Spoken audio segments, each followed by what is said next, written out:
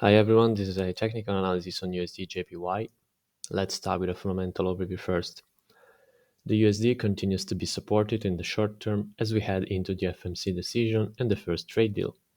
This has most likely to do with positioning rather than fundamentals.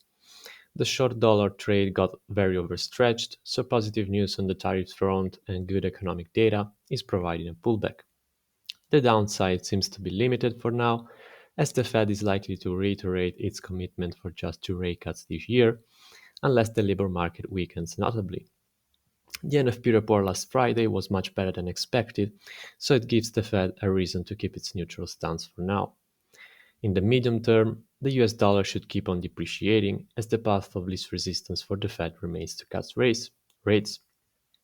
On the JPY side, the currency has been driven mainly by global events rather than domestic fundamentals. Alongside the Swiss franc, it's been the favored safe haven in the currency space amid the swings in risk sentiment. On the monetary policy front, the BOJ kept interest rates unchanged as expected and delivered a dovish message. This was then echoed by BOJ Governor Weta, which placed a great deal on trade developments.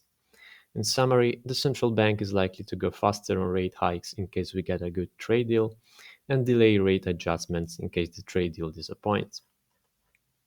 Now on the daily chart, we can see that USDJPY continues to pull back from the key 140 handle. From a risk management perspective, the sellers will have a better risk reward setup around this major trend line to position for further downside, while the buyers will look for a break higher to increase the bullish bets into the 151 handle next. On the 4-hour chart, we can see that we have a strong support zone around the 144 handle here, where we can also find this upward trend line for confluence. This is where we can expect the buyers to step in with a defined risk below the trend line to position for a rally into the major trend line.